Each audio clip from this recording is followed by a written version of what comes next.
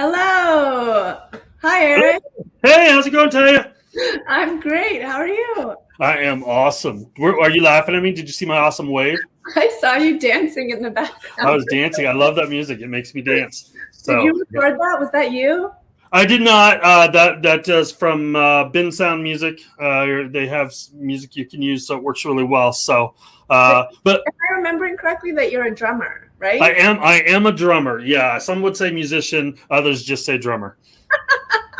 So, Awesome. Well, welcome to Serverless Office Hours, everybody. I'm Talia. I'm a senior developer advocate here at AWS Serverless, and I'm here with my friend Eric. Eric, do you want to introduce yourself?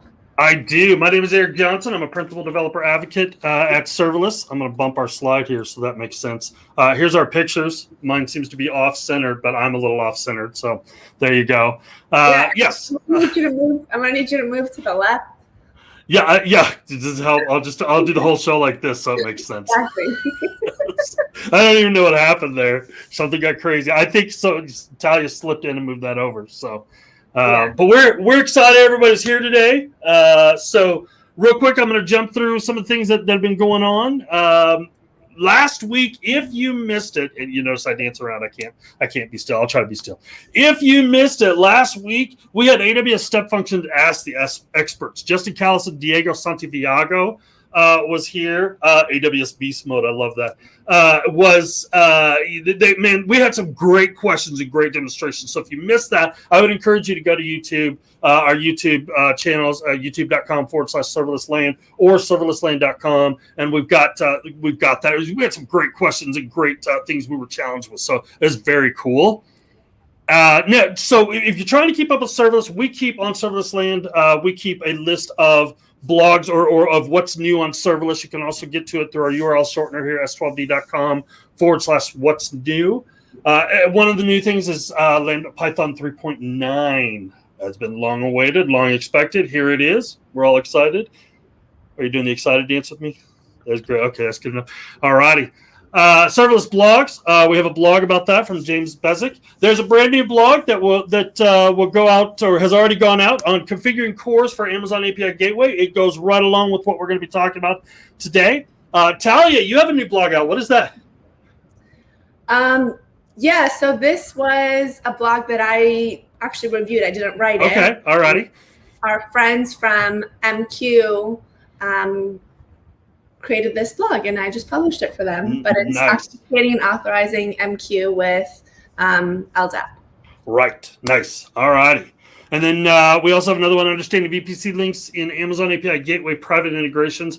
Man, sometimes that's a challenge figuring out how your stuff is connecting, how it's communicating. Jose Eduardo Mantilla Lugo wrote this. I also edited it and put it out there, so it says my name. So just so you know, a lot of times it'll say our name is the author, but we are the editors, and that's kind of the way our system works. But we always give credit to the author there, and that's Jose did that. So. And then James also put one out, choosing between AWS services for streaming data workloads, how to choose different blocks. So, all right, if you're not following along, we have a great series put together by Ben Smith. Talia, you've been reading this too as well, haven't you? This is so helpful. Yeah. If you're getting started with serverless, this is a great series of blogs that Ben put together. Ben's pretty sharp. He's a smart guy. I like Ben. And he's so you want to check this out. And it's really kind of what is serverless, how to get started, what does my IDE look like, things like that. So check it out. And then Julian, if you're building serverless already, you want to look at on your applications, are they well architected? Are they being done the best they can be? Like any other development paradigm, that's a big word I don't often get to use. I'm not even sure I use it right. But like any other development paradigm, there are good ways to do things, and there are not as good ways to do things. And so Julian has put together a series on teaching you how to do well-architected serverless applications, best practices, best security. One of those we're going to talk about today in CORS. So, and then finally the patterns. And Talia, also you talked about this 2 weeks ago, right? Yes, I talked about this with Julian. We did some demos. The patterns collection is just a really great way to use infrastructure as code and use SAM templates to deploy your applications. It's just a really great way to get started, a really great way to learn how different AWS services integrate with each other. So if you haven't checked out the patterns collection, you should. Yeah, definitely. It's a great place to get started. I just saw someone post, they had written a review and they had said thanks to the DA team for the patterns collection because it helps them, helps them get started. So I saw it on Twitter. So glad it's out there. All right. What are we talking about today, Ty? We're going to talk about CORS. And we were talking about this a little bit before we started today. But Eric, tell me, what's CORS? What is CORS? How long do you have? We have 54 minutes. So okay. How long do you have? So I will tell you this. CORS, first I'm going to kind of give you the definition, explain it, and I'm going to tell you how people feel about it, all right? So, the Alpha Code is already jumping ahead. Come on, you're stealing my thunder. Most hated error in API development, right? Yeah, I have to agree with that. There is in 2019, I was speaking at reInvent, a little conference we like to call reInvent. Mookie Monks is crazy. He says CORS is fun. In the middle of the session, we were talking about CORS, and I think I had a bug or something like that, and I literally stopped and I said, you know what? If CORS had a face, I'd punch it in the nose. And I mean, the crowd was like, woo, because everybody gets it. CORS is hard. There's just no two ways about it. But let me tell you what it is. CORS stands for Cross-Origin Resource Scripting. And what that means is, and a lot of our applications are built this way, if your client is on a separate domain from your server, they want to make sure there's some security wrapped around this.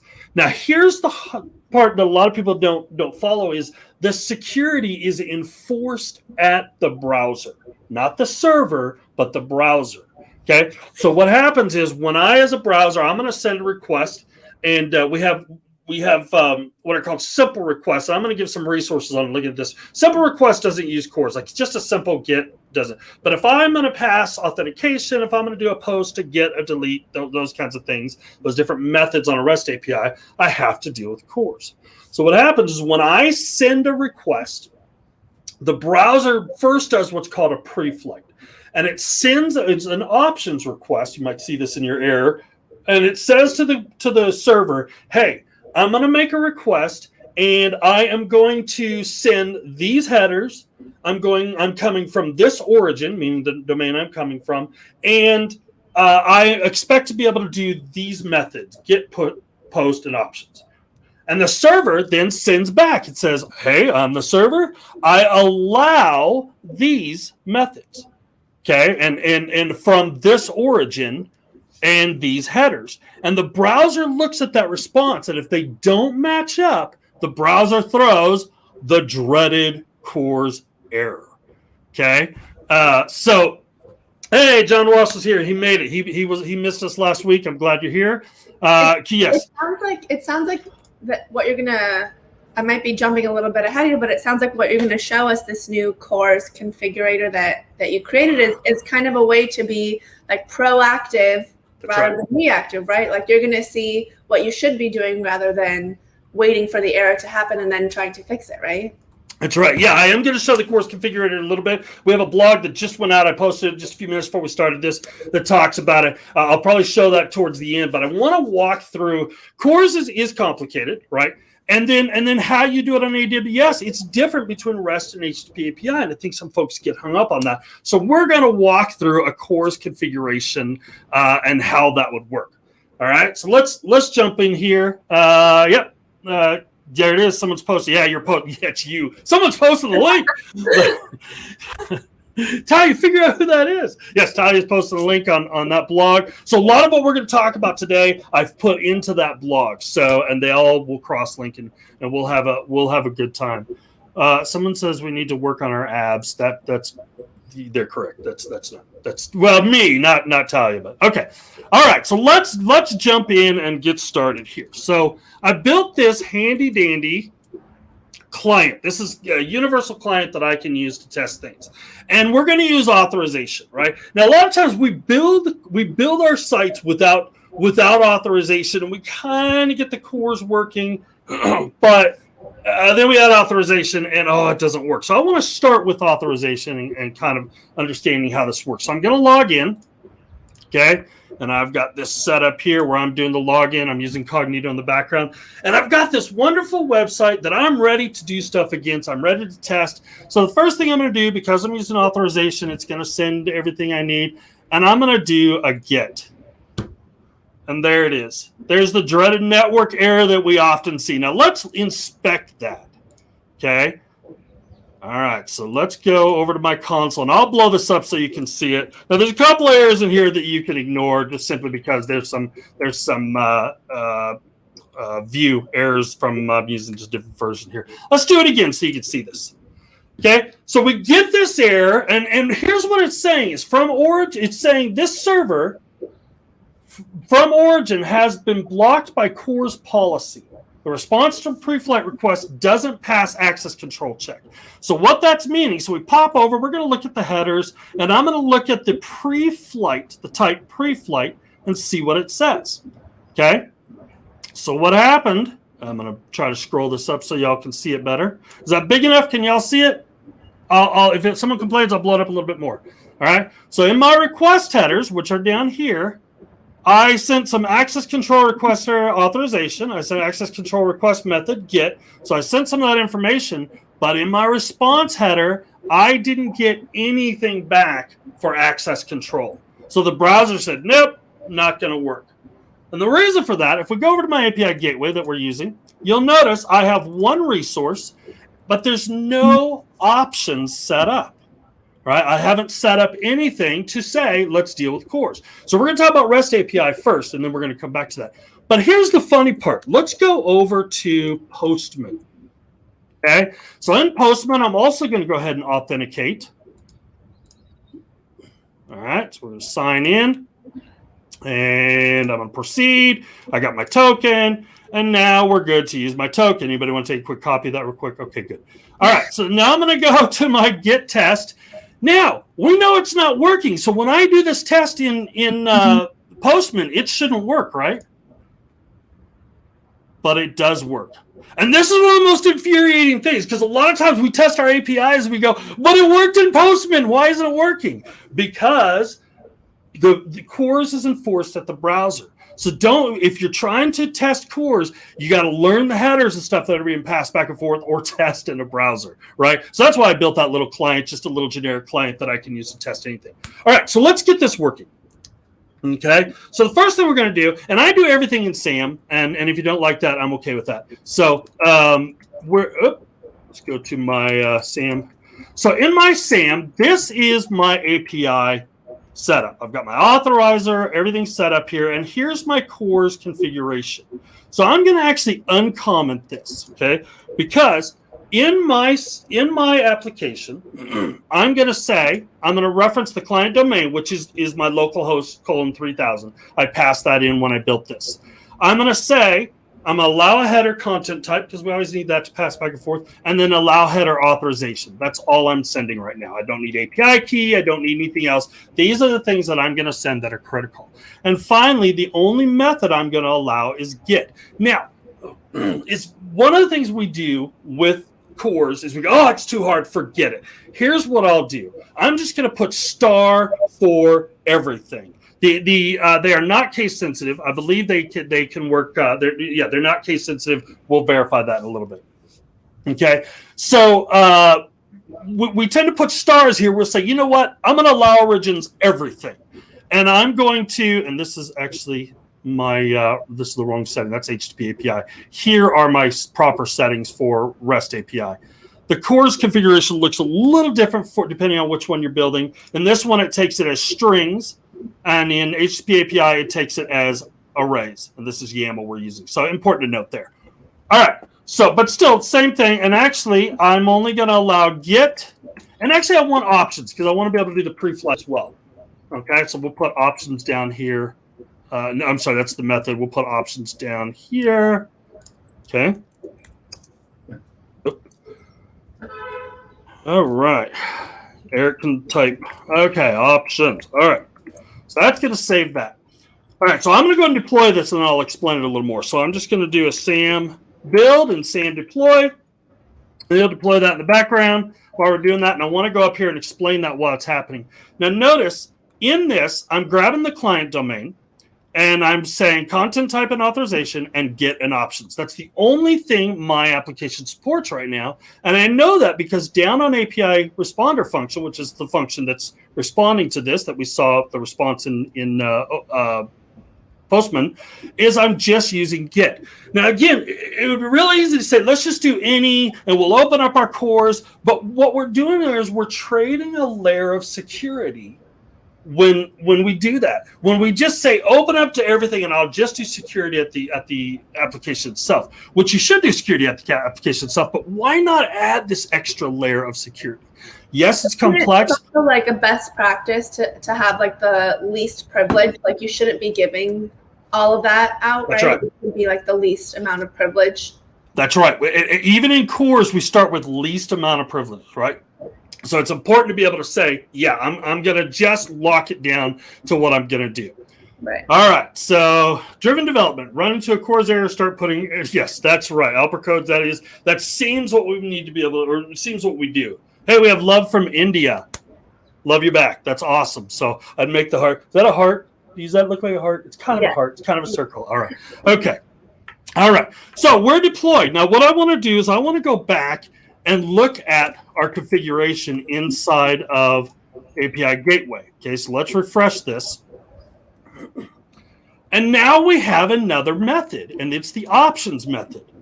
And in the integration response, under the map headings, this is what it's going to respond. Now, when I send a request for options, it's going to return that data that we just put in. All right. So now let's try it with Postman and see what we get. Okay. So we're going to send Postman, and we still get it. Let's look at our headers now. I may need to refresh here, or sometimes it'll hide headers. So okay, headers sending. Let's this should send it. Okay, that's not showing the header responses. So that's all right. Let's go over to our client. All right, so everything should be good, right? We've got this working. So I don't know. Y'all want to take bets on this? What do you think? You think it's going to work, Talia? I've added my CORS. Yes, I do. All right, so let's go ahead. I'm going to refresh the browser real quick here. We're going to log back in, and then let's clear out any errors we have, so we can only look at not the view ones that I have there that I couldn't fix. There you go. All right, here we go. Oh no, Eric, what did you do? This is where most developers go, forget it. Just forget it. So here's the thing. When we do CORS, when we do the pre-flight, now let's look at our response here. Notice our pre-flight is now getting a 200. Before, we got a 403. And our pre-flight said, hey, here's what we've got for you. So let's look at the pre-flight. Here's our access control allow headers. That's the ones we set. Here's our access control allow method, get and options. Everything looks right here. The problem is, let's look at our actual call. All right. Now, remember what I said is, and let me walk through this again, kind of map it. And it's in the blog when you read it. When we make a request, we first make the request. The browser interrupts that and does the pre-flight. It gets the pre-flight back. Then if everything's well, it sends the actual request and gets the actual request back. Right. But in the actual request, if we look at our response headers, we're missing something really critical. We're missing the browser requires that access control allow origins header be present, because it's once again going to make sure if I'm on this domain, will you allow me to call that other domain, not just in the pre-flight, but in the actual call as well. Yeah, Albert Codes, I feel your pain there. So let's go back to our code and see what else we need to do. Now, this is where HTTP API and REST are different. So we're just talking about REST APIs at the moment. So if I go to my code in REST APIs, notice my response here. I'm just going to uncomment this. Okay. My response, I have my status code. So I'm going to set my status code, my body. And all I'm doing is I'm literally taking the event and dumping it right back so you can see everything coming through. But we also need to pass back these headers. And this header should be the allow. And to answer your question, this is now lowercase where they were uppercase earlier. But we're going to say access control allow origin, and then we're going to pass in the domain they should come from. Right? So this is critical. And you can have your Lambda just grab that domain from the incoming event and pass it right back out if you want to, or you can hard code this depending on how you're going to do this. The thing about REST APIs is you can either do one domain or all domains. If you need something in between, if you need like 4 or 5 domains to be able to access this, then rather than when we do CORS with REST APIs, it actually creates a mock response. Okay, notice, and I showed it to you. Let's go back so you can see it.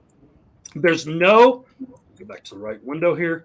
There's no integration on this response. So if I go to options here, and what this means is it says mock, there's no Lambda function backing this. And so it's kind of a static responder. It says the only thing I can respond with are those static values you gave me. If you need to go dynamic, then change this to a Lambda function and dynamically set the domain as calls are made. Again, you can take the call coming in on the event and pass it back out. So they have that. So that's something, and that's a REST API specific thing. That changes when we go to HTTP API, and we'll get to that in a few minutes. So let's go ahead and push this change. So I've added these headers. Okay. And we'll deploy that one more time. We'll try not to deploy too many times, but it goes fairly quick. So again, let me repeat what I'm doing here. What I'm doing is I'm adding in headers for the access control allow origin, because the browser requires that when it gets the response back. So I'm really hopeful here.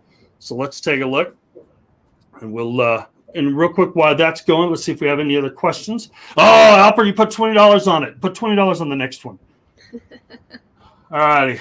Yeah, okay. This is a good statement. Too often is star to get it working, and I'll tighten it down later, but never comes back around. Yeah, that's a very true statement. I'm guilty of that as well. Must we have a mapping template? Can it be empty? No, you don't need a mapping template. If you want to get into some dynamic stuff there, you can do that. You can build a service integration. You can get crazy. I was talking about the integration being a Lambda function. You could use VTL and build that out of API Gateway direct to DynamoDB as well. All right. So can you remind how we can configure out if we're working with an HTTP API versus REST API? Well, so API Gateway, if you're looking at the resource, it's API Gateway v1 or API Gateway v2. If you're using SAM, it's going to be API or HTTP API. Let me show you that template real quick so you can see it. I believe, CDK uses API Gateway v1 and API Gateway v2. As far as getting it, or you could go into the console, and I can pop over the console real quick and show you. If you look at this, go back to our APIs real quick here. One is the view. The view looks very different, but I'm just going to go in here and pull up my CORS. Don't look at my APIs, people. All right, so in CORS, here's my auth tester, which is the one we're working with. It says it right there. Protocol is REST and HTTP. I don't know if protocols are right. They both use REST. They both use HTTP, but those are the type of services they are. So, all right, let's go back in here. All right, so let's check it. I'm hopeful. All right, so let's go back to my browser here, and let's just so you feeling it? Are you feeling it? I feel like it's gonna work. Yeah. All right. Okay, so we're gonna log in here. I'm able to log in. That's a good sign. Now I'm gonna do a get. Let's clear out errors so we can make sure and see the right errors. Make sure those are the ones coming in. I'm gonna do a get. Ta-da! There it is. All right, let's look. The response. What's that? I said there's no errors. I want to see the response. I know. Here's the response right here. So all I'm doing is kicking out the event so you can get. This shows you all the data you get from a REST API Gateway event. But let me show you the response down here. That's maybe what you're talking about. So here's our pre-flight. Which we already knew was working. We got that working. Now let's look at our prod. Okay, so I get the 200. Look at the response headers. All I need is that access control allow origin, and the browser says, "All right, I'm going to let this work." So there you go. We got it working. Amazing. Now, here's where folks get frustrated. Any questions? I'm looking here to see if we have any questions. We're cruising along. Good. All right, so here, Talia, don't get too excited yet because here's what folks do. All right, it's working. It's working. All right, here we go. So let's try a post. Oh, man, this is so irritating. And look here. If we go over to our console, we have another CORS error. But our CORS is set up, right? And everything should be working. Well, here's the problem. What's really happening in the back end, now we can actually go through to ours, and we can go in here, and we can say, all right, we know we want to get, so let's add a put as well. Is that what I did, was the put? Or post, I'm sorry. Let's add a post. Okay. So we're going to say, allow those. Let's do deploy while I explain this, okay? So we're going to add this. So what's happening is the CORS is saying, okay, I'm going to allow, or I'm going to set this up so that the options threw it out. Since post wasn't there part of it, the options is going to throw it out and say, no, it's not one of the valid ones. But now I'm deploying this. I'm going to show you a little thing that happens with REST API, and this is REST API. This is a SAM thing in REST API, and I just learned it this weekend. So in here, we set it up to go get, post, and options, right?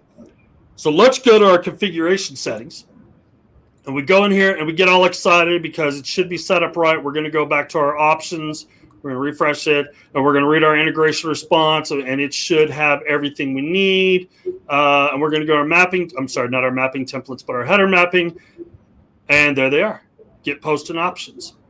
Yeah, well, that's actually exactly what we wanted. I had it. So you see I'm a little discombobulated here because earlier when I did this, SAM only deployed the ones that were available in the Lambda function. So I'm going to figure out where that difference came in. But that's still a good thing. You want your Lambda function and your Lambda function's endpoints as well as your CORS to match, right? We want to make sure that these match because, again, it's a level of security.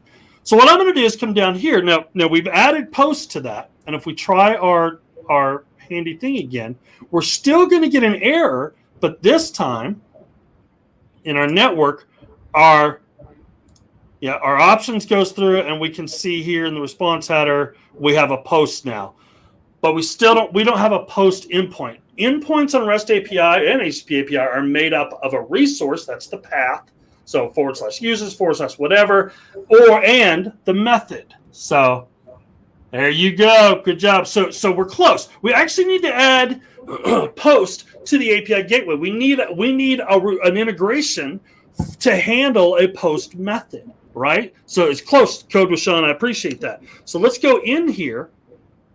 There's a couple ways I can do this. I could say, you know what? Let's just have this Lambda function handle any. What do you think, Ty? You think that's the right way? No. Yeah. Good job. That's right, because that's what we were talking about before. Like it's just bad practice to. It's like having the star, you know. Yeah, there you go. You want the least amount of privilege, not that's right. Any is the core, or is the Lambda function or the method, version of the star. You're absolutely right. Yeah. So I'm going to leave this as get, and I'm going to show you a little trick here. You're like, well, do we have to build another Lambda function, or can I do it all in the same thing? So I can actually just say, you know what, let's add there's multiple ways I can do this. I can do another Lambda function, and there's all kinds of philosophies on this, and we won't go into it. But let's do this. So I'm going to create a responder called the post responder, and this is on the same Lambda function, and I'm going to change this one to post. And notice I'm still on the root, so I'm saying the path is just the root. Post. So now I'm going to deploy this, and then I know we have a question in the chat. I'm going to grab that. So, all right. Wait. Oh, hey, Darko. How you doing, Darko? Look at Darko's joined us. Nice. Darko's awesome. He's out of Berlin for the moment. Does some phenomenal shows, so you want to check that out on Twitch. The error is misleading. You're absolutely right. And if you think about it, why don't we get better errors? Because remember, this error is being generated by the browser. And the browser said, what I'm sending and what their response headers are sending don't match up. So I'm just going to throw that origin header. And it's often misleading and makes you want to bang your head against the wall repeatedly. So yes, absolutely a good call out. All right, so I've added a post method. So I have an integration to handle posts. I've added it to CORS. Let's see what it looks like. Oh, I always want to change tabs, just on a different tab. All right, so now, ta-da! It worked. Yeah, there it is, old man dancing right there. Okay, so yes, it does work. I'm very excited about that.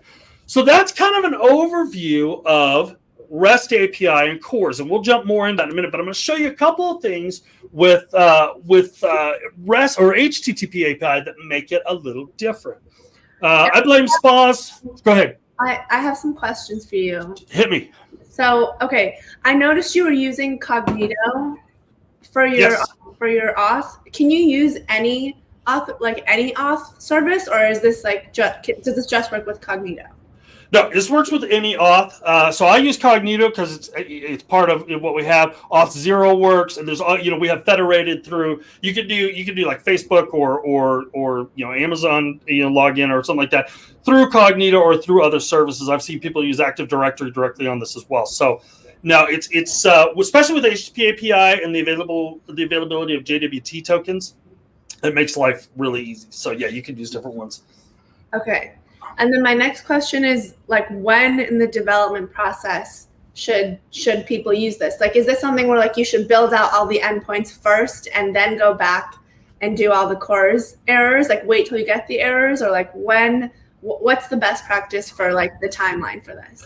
I would build it as you go. Build it in from the beginning. One of the things we do, and it was in the comments earlier, we always put stars and then later. Now, CORS isn't going to go into effect necessarily on when I'm doing local invoke on a Lambda function like that, but for local host it will, right? So you'll need to add. So when I build this out, I always add to my endpoints the ability to do local host 3000, and that's in my staging and stuff. In production, I don't.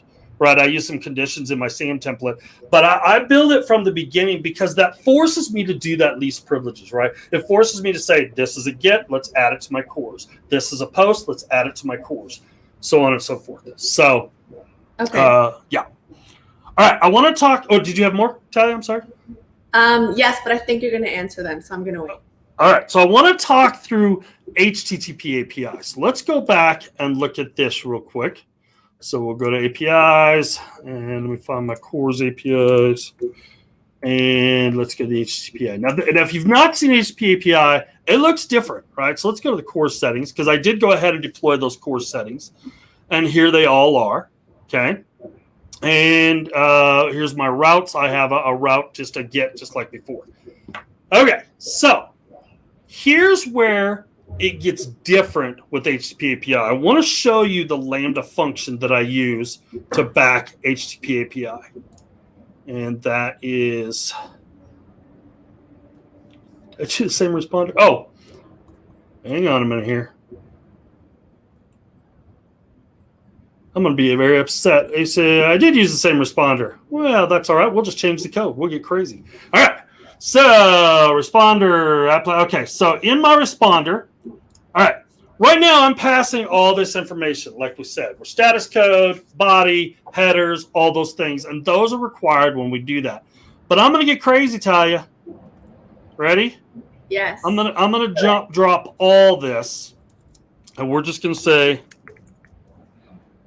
hello world, okay? Now, for REST API, that won't work. But let's look at it with HTTP API, and let's change this around. First of all, I'm going to grab my HTTP API endpoint here, and I'm going to go ahead and deploy this change.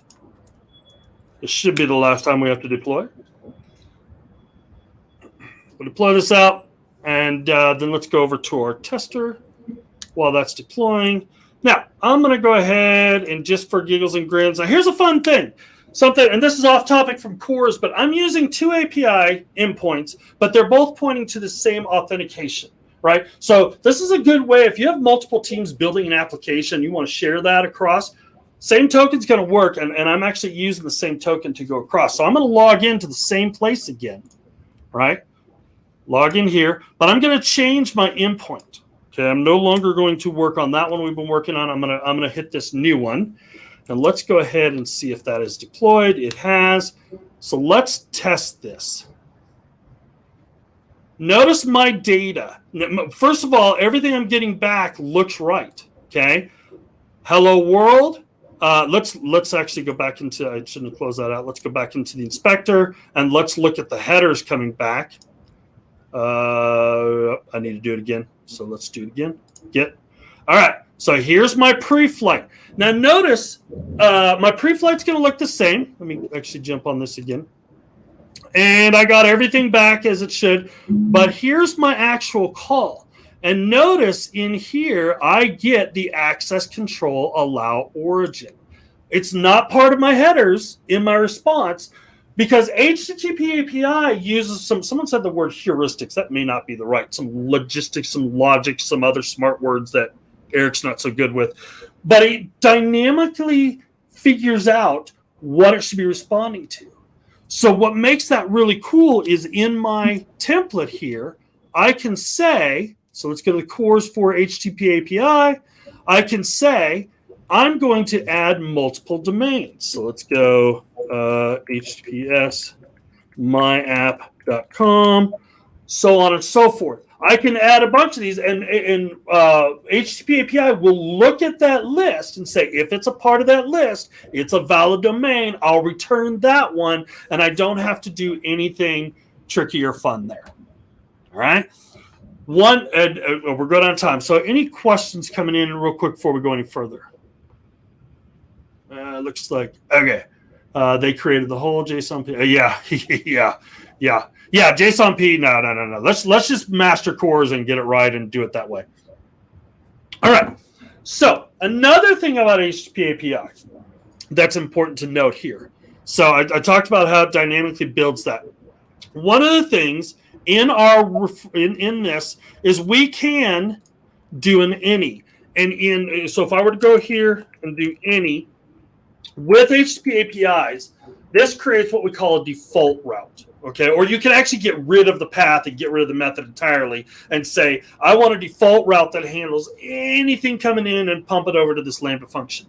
Here's the caveat on that. Okay, the caveat is that will also catch your options. And so you need to dynamically or build in the code to handle the options call. Basically, HTTP API says, all right, you do it. I'm not going to do anything. So the way best practice, what I recommend is, unless you really want that default route, again, be specific, least privilege, only deploy what you need. So again, I can do the get here. Oops, how you doing? Get here. I can add another responder for post and so on and so forth. So it's just best practice to only deploy what you need. All right. Any questions going on that? And then we will jump over. All right. Any questions? Talia, any questions before we jump to the CORS configurator? Did you have more questions? No, one of my questions was, what are the best practices for CORS? And I think you just covered one. All right. Okay. So I've said it all this hour. I've said it in the blog. I've said it on stage a billion times, things like that. It is really hard to do, or CORS is hard. That's just the way it is. So what I did is I built a tool to hopefully make it easy for you. Now, the truth about this is this tool is still in preview. And so I want to make sure, as we CORS, there we go. But this tool is going to help you set up your SAM templates. But you can apply the same logic to CDK or Direct Cloud Formation or Serverless.com or anything like that. It's understanding CORS. So it's now available at cors.serverlesslane.com. And here's how you use it. I'm going to go in. I'm going to choose the type of API I'm going to be building for. So let's choose REST API. So if I go in here and I say the origin that I want to work from is going to be so I'm going to test this for now. Because I'm using a REST API, I can only do one. I'm going to do localhost 3000. Okay. Then the methods that I plan to make available. I want get and options. So a couple of things have happened. Now we have some information, and it's created If you go over here, it's created the way to add it to your global section right there, and where to add it in your API resource if you're using SAM. It also explains the response that we were talking about. And one of the things that I didn't cover too much is when you do the access header, you can also overwrite, you can change the access code with 200. Those are required along with your body. Okay. Then down at the bottom, I've pointed out some things that I talked about today. First of all, I say REST API creates a mock integration to process pre-flight option calls, right? And it talks about what those do, right? It gives you some, again, we're talking about how you can only maintain one domain. Right? Yeah, you take my money. I will.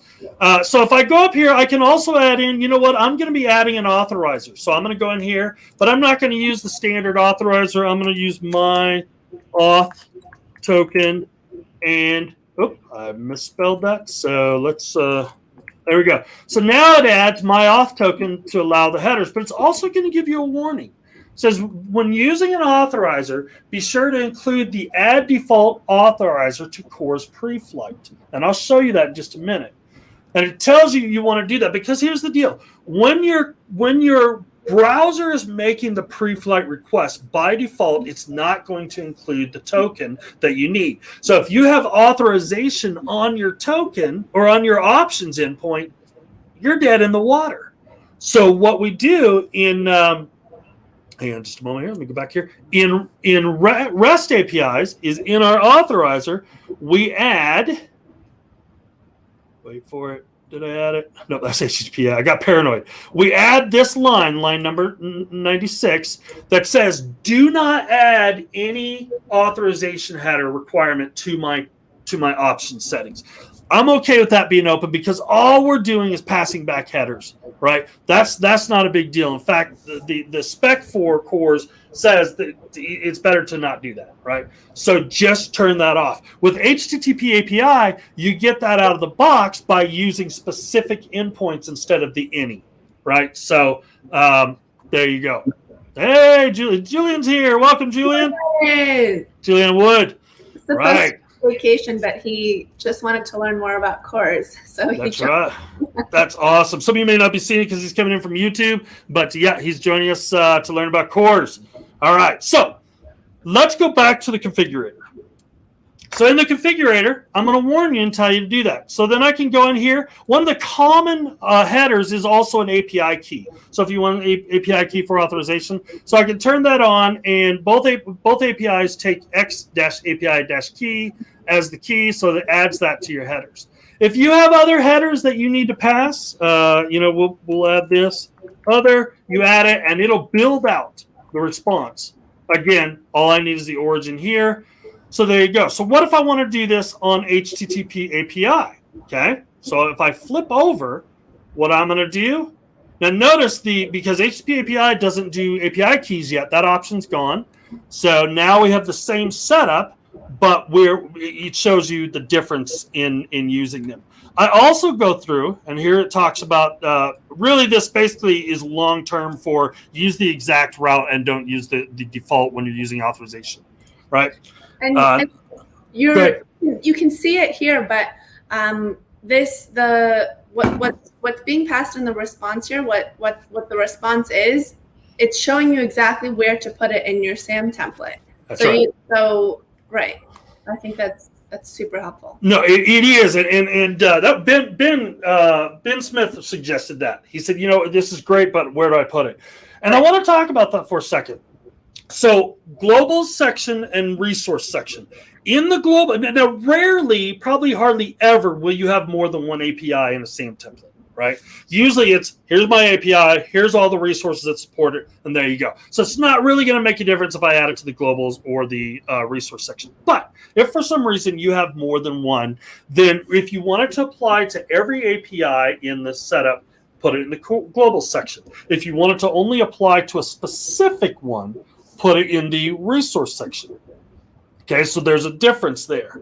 All right, so it looks like we have a question here.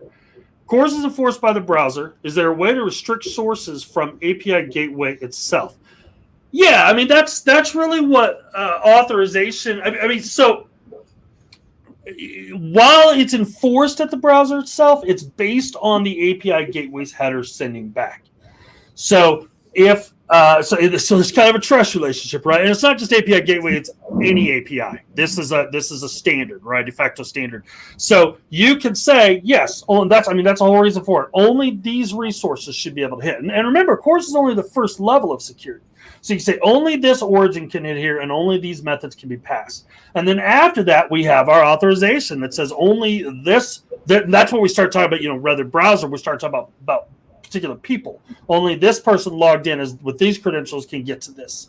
So it's a combination. It's layers. It's what else has layers? Onions have layers. Cake has layers, right? It's layers of security that you always take advantage of and don't pass it out. So, all right. So I want to go down here real quick under the HTTP API and point out. Remember, I said the HTTP API does some logic for you to build your response. Ogres have layers. That's right.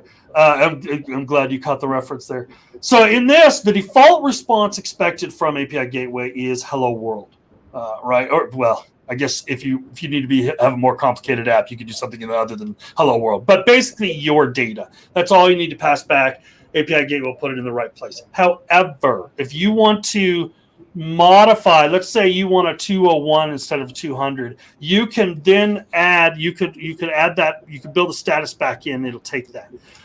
But you cannot override the headers. The headers will always be set by a HTTP API. If you want to override the headers, I just said you cannot, but now you can. If you want to, then you have to change the payload that you're using with HTTP API. And I linked to that down here because that can get a little confusing. So the payload format right here, let me jump over there. So HTTP API changed the payload when we released it.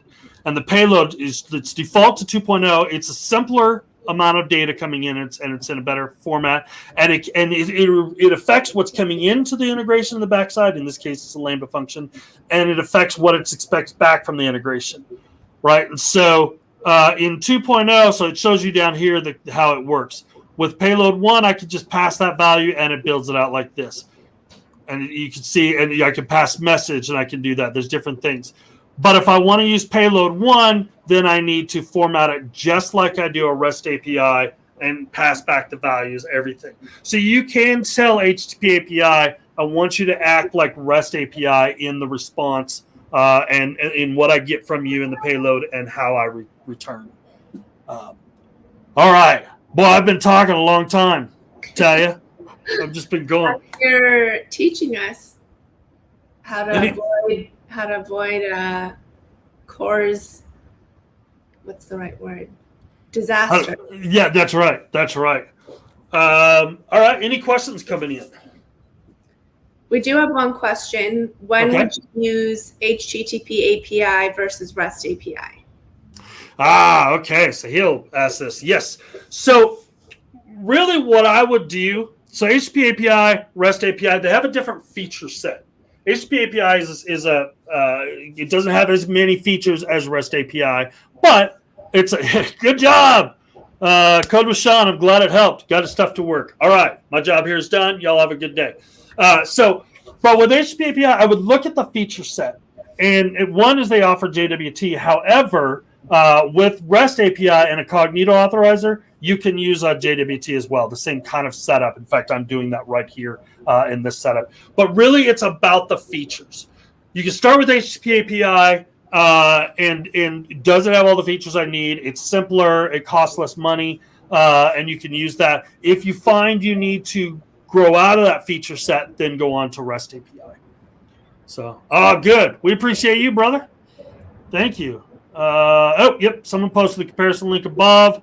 Yep. Doc said, yeah.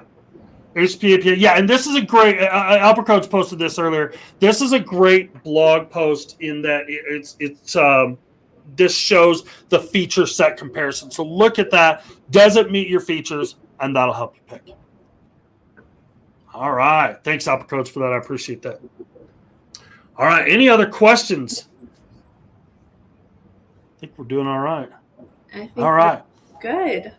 All right, so I'm going to go back to the CORS configurator. I'm going to release a new release. It's actually going to show that this is in preview. I encourage you read the blog that we posted and to give me feedback on the how you doing, Eric? On the GitHub repo.